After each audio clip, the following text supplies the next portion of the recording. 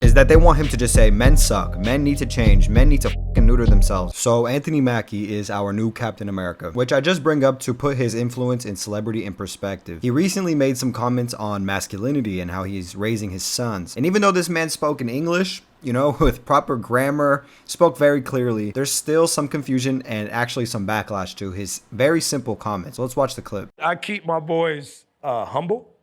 Like, my boys have never had a pair of Jordans. You know, my boys don't do all that internet fly shit. I'm like your kids. And no, I don't give a I could be the biggest star in the world. Do not let me catch you being stupid. Mm-hmm. Do not. And my oldest gets it. My 15-year-old, he tells the other ones, he's like, yo, don't make dad mad. Because once you get one that's right, he gonna straighten the other ones out. Mm-hmm. So it's just that thing of, in the past 20 years, we've been living through the death of the American male. They have literally killed masculinity in our homes and our communities, for one reason or another. But I raised my boys to be young men. And however you feel about that, you feel about that. Right. But my boys will always be respectful. They will always say, yes, sir, yes, ma'am. No, sir, no, ma'am. They will always say thank you. They will always open the door for a lady. They will always make sure that their mother is taken care and provided for. They will always be men. And that's always, since they were 2 years old. Every time I left for a job, I tell my 15-year-old, you're the man of the house.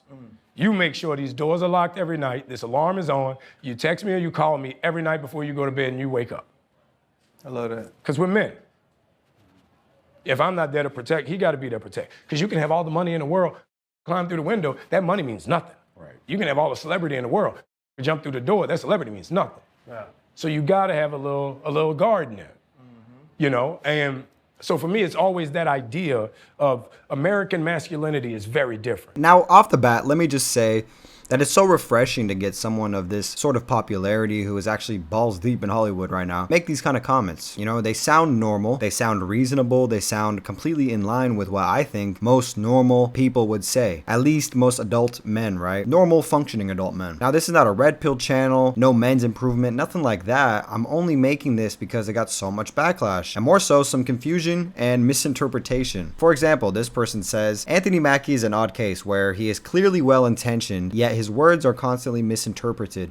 He's out talking about how toxic masculinity is destroying America, which is why he's trying to raise his kids to be respectful and non-materialistic. Please, you know, anyone in the comments, does this make any sense? Did that sound like what he was implying even in the slightest? You know, to me, well, I replied to this tweet saying, the man spoke very clearly and intentionally. It's not that deep, because it really isn't. But instead of a response, a rebuttal, anything, I get good old blocked, right? And no one can see my tweet except for me. Let's go on to another one. This person says, oh, so he's a weirdo. So raising your sons to be respectful, responsible young men makes you a weirdo, right? Someone in the replies had the perfect response. They said, raising his kids as they should be raised as being a weirdo now? You need help, LMAO. I mean, this is very simple stuff. To be honest, I feel bad for the person that replied this. If it's not rage bait and they're actually serious, truly I feel bad. It just shows they did not have a figure like this in their life, potentially, right? We don't know who this person is. And to me, you kind of lose all credibility in this conversation. Not if you didn't have a father, it's just if you think that this is weird. To be honest, I think nowadays a lot of people don't have fathers, and I think a lot of people would love to have this kind of figure in their life. Moving on, this person says, a 15-year-old is not the man of the house. That is so ridiculous to put adult pressures on a child. Yeah, give them responsibilities, but don't subject a kid to the traumas of adulthood. Children are children and adults are adults for a reason. Now, let me just say, I do agree with that last sentence, that children are children and adults are adults. And that should be applied to other things, right? Some bigger things going on, but that's a different story. In its entirety, I don't agree with the tweet. You know, I was blessed with a father who would tell me the same exact things at an even younger age. At the time, yes, it does put pressures on you, but you're not actually getting those adult pressures. It's kind of more of a mental thing. And what do I mean by this? Well, let's just say in Anthony Mackie's case, I'm sure the last thing he wants is for an intruder to break into their house without him there, like he said. And I'm sure he wouldn't be excited to have his 15-year-old son be the first line of defense, right? But it puts a sense of responsibility on his son that I personally at least think is good for him. This situation might never happen, but he knows if it does, he has to be ready, giving him the trait of being a protector at a young age, which will then bleed into adulthood and set the tone for his kids one day. A person responds, not ridiculous in pioneer days in the 1860s. Take the Olsons. Father dies, 15-year-old son runs the farm to survive. Harsh? Yes. Trauma? Sure. The kids became became men fast out west. Responsibility wasn't a choice, it was life. This is the point. Nobody is saying kids should be forced into adulthood too soon. But preparing young men for responsibility in real life isn't traumatizing, it's called parenting. This is just simple stuff. Another person says, yeah, preparing a young man for what life will ask of him is so traumatizing. Y'all are soft as hell. Which is exactly what Anthony Mackie's talking about. The same people upset about his comments are kind of just proving his point. Moving on, this man says, not buying your kids Jordans makes them drug dealers. I know this firsthand because that was me.